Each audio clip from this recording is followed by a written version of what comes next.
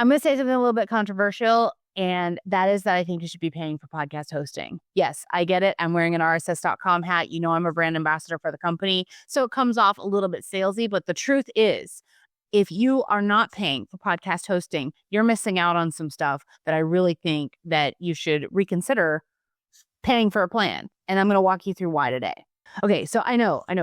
You might be thinking, why the heck would I ever pay for something whenever I can get it completely for free? And I understand. I really do. After all, whenever I first got started, I didn't want to pay for podcast hosting. I checked out all the free plans, all of them. I went to Buzzsprout. I went to Spotify. I went to, well, at the time it was called Anchor because I've been in this game for a little bit. So I've been to all the different things, checking out all the free plans. And when I finally decided that I wanted to start my podcast, I still chose RSS. And at the time, they didn't even have a free plan at all. But I still chose them because in terms of the bang for your buck, they had all the features that I wanted and it was all included in one price. And so they've added a lot more features since the time that I started with them, and it's gotten even better over time. So here's the thing. Here's what I'm going to say. Their free local and niche plan, it is bomb. It is awesome. It offers everything that you need to actually start your podcast and grow. They offer you monetization options. They offer you everything that you could possibly need to actually launch your podcast. But when you're ready to go pro with your podcasting, I really want you to consider the paid plans. There's several reasons. One of them is AI transcripts. Okay, I know this might sound silly, but transcripts are gold. They are gold. I used to pay $8.99 a month every single month to a company to have AI transcripts created for my podcast episodes. Now, why would you want to do that? Well, it's simple. Whenever I was paying someone to actually do the transcripts for my episodes, I was having to pay the guy per minute of audio, and it was costing me a lot of money. So I chose to go with a software company that could do it faster. And yeah, it wasn't as accurate, but for the $8.99 a month, it was saving me a lot of cash. And so I went with that. But now with the paid plans on RSS.com, it's included. And the reason I love transcripts so much is because there's so many things you can do with it once you have a transcript. Number one, it helps with people that are hard of hearing or deaf, and they can still access your content even though they might not be able to hear it. Number two, great for SEO and visibility. Google can't hear your podcast, but they can read a transcript. And so I highly, highly, highly, highly recommend that you have a transcript in every single podcast episode just for the visibility alone. The other thing about transcripts, why I recommend them, you can then use them for the pull-out quotes, for the social media content, for all the things that you could possibly want to create for promoting your episodes. Transcripts are gold. And if you have a paid plan, they are included. AI transcripts are included with your paid plans. Here's what's even more awesome about RSS.com. They have 3 tiers for their transcripts. They have a low, medium, and high accuracy. Their high accuracy is better than the accuracy level of the program that I was paying $8.99 a month for.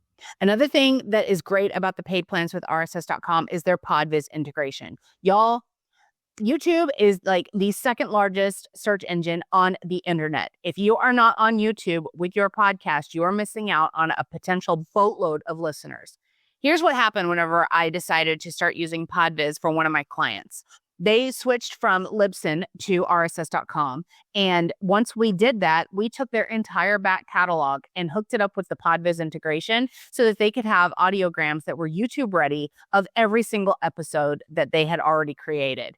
Their listens went up in a massive way just because they had more access to a larger audience. And so PodViz is awesome because their integration, all you do is push a button and your podcast episode turns into this really awesome audiogram that is YouTube ready, and it can go on your YouTube podcast.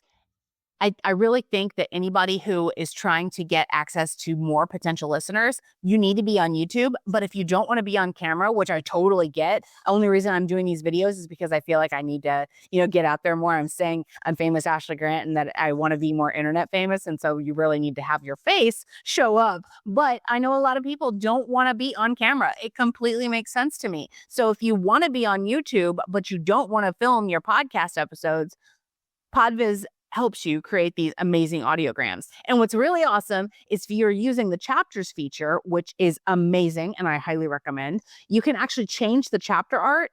And so whenever you have chapter art, as soon as you create your PodViz video, it will change the art as the chapters come up so that you can have multiple images in your podcast videos so that it gives you that visual appeal that some people are looking for. So the great thing about PodViz is you publish once and you can be everywhere. So what I do with my PodViz videos is I actually download them and then I upload them to social media. So if you go into your YouTube studio, you can download every single PodViz video that you create with RSS.com and then put it on your Facebook, put it on your Instagram, put it on your TikTok. You can cut up the videos in like something like Canva or in CapCut and then put it on social media. It makes it so easy to repurpose your content that it's kind of ridiculous. Like every single thing that I've said about RSS.com being stupid simple to work with, y'all, it really is. And that's one of the reasons I chose to be a brand ambassador for them is because I truly believe in the company. I think that everything that they're creating, it's like ahead of the game in terms of all the things that they offer. And the fact that they do it all starting at $11.99 per month, it's insane. I used to pay an audiogram service $12.99 a month to get my audiograms. And that is also included in the paid plans. So that $8.99 a month I was paying for transcripts and the $12.99 a month I was paying for audiograms. I get both of those services all in one with the paid plan with RSS.com. Another awesome thing about the paid plans is the paid program. And yes, I know it's kind of cheeky that they called their programmatic ads the paid program, but it's actually really fitting because basically you can get paid back for every dollar you spend with RSS.com with their paid ads. And paid ads, what it stands for, paid is programmatic ads inserted dynamically.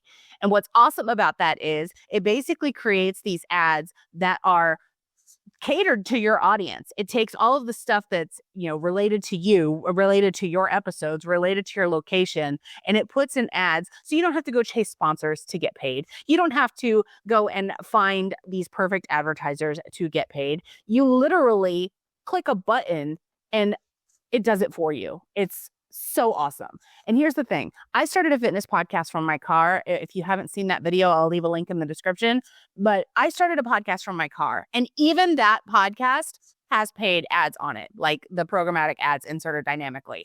You only need 10 downloads. Some companies, they require that you have a minimum of 1,000 downloads before you can even qualify to get ads on your podcast. But with RSS, 10 downloads, boom, you're in.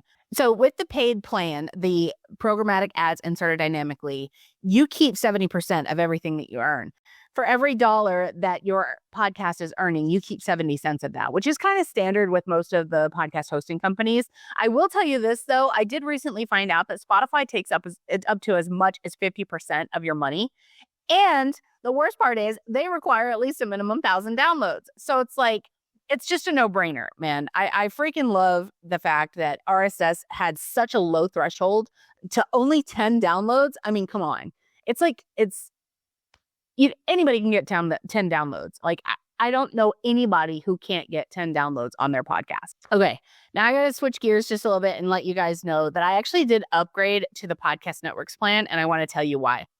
Reader's Digest version is I have multiple podcasts. My very first podcast that I started with RSS.com was the Bloggy Friend Show.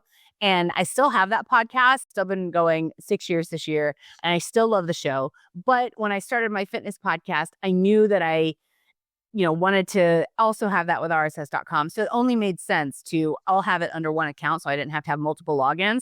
And why pay $11.99 per podcast whenever they have a Podcast Networks plan that includes unlimited podcasts. Their Podcast Networks plan is $18.75 a month, starting at that price whenever you're paying annually. And it just makes sense, right? Because if I'm paying $11.99 a month per podcast, I pay less and I can have unlimited podcasts. Yes, please sign me up. I'm all in. And I plan on launching another podcast later this year. And I actually have plans for at least 6 more podcasts that I want to launch. Long story. I'll tell you guys all about it whenever that comes. But right now, the whole thing is by having the podcast networks plan, I can have all of those podcasts in one dashboard. I don't have to have multiple logins. I don't have to have multiple things I'm worrying about. It's all in one place. So I said from the beginning, yes, I'm a brand ambassador for RSS.com. I do work with the company, but I chose them as the company that I wanted to be a brand ambassador for because I saw everything that they were doing. I tried 11 other hosting companies before I settled on RSS.com. I mean, I've tried them all. I don't like the interface of most of the companies. I've tried to convince many of my clients that have podcasts to come to RSS.com, not because I work for them, but because it's so much easier to work with. What I want you to do is go to every single podcast hosting company that you are considering and go ahead and sign up for an account with every single one of them. And here's why. I want you to test them all out. Kick the tires of everybody. See which one you like the most. Look at every single feature that they offer. Look at every single thing that you want from a podcast hosting company. Then I want you to go and read the reviews of everybody. I highly recommend looking at the reviews of every single podcast hosting company. And I think you're going to find what I found, that RSS.com offers the most features for the least amount of money.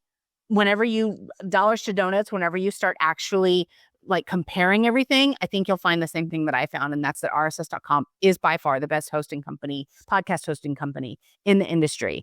And again, I don't just say that because I'm a brand ambassador for the company or the fact that I'm a social media content strategist for them. It's because I tried the other ones. I really did. And so I want you to do that too. I don't want you to just blindly accept everything that I'm saying and go and get RSS.com and have that be who you work with forever. Although, yes, I would love that. I want to be honest with you and transparent with you. Yes, you can go and find all these different companies that offer free podcast hosting. But once you start looking at the fine print, looking at the reviews, looking at what you actually get, I think you'll find that RSS.com is the best. Start with the free local and niche plan. It is awesome. And it really does get you started. It gives you everything you need to actually get started. And it's not like as you get going, you're going to suddenly get a charge that you weren't aware of. Sure, you have to put in your credit card information. That's just a security check thing that they do. And it makes sense because they're trying to keep scammers and spammers from ruining this stuff. But it's free. It's completely free. There will be no charge on your credit card. And so check out the free plan, do that first, see what you think. But then when you're ready to upgrade, I hope you'll consider the RSS.com paid plans. They start at $11.99 a month and they're just absolutely awesome. I cannot sing the praises about RSS.com enough. And there'll be links in the description below so you can find out everything you could possibly want to know about how you can launch and grow your own podcast with RSS.com. I think they're awesome. I think you'll find that if you start playing with them, you enjoy them as well. I hope this was helpful for you. If you have any questions, please hit me up. You can also contact me below at famousashleygrant.com/car. And I have everything you need to know about how I launched and grew my own podcast from my car. There's also a form there where you can ask me any question you could possibly want to. I cannot wait to talk to you guys about what kind of podcast you're thinking about starting, what you want to do, what kind of things you're considering, because I know that every single person who's listening to this right now, you have a message inside of you and there's an audience that is just waiting to hear from you. And there's never been a better time to start a podcast. And I hope you will consider doing it with RSS.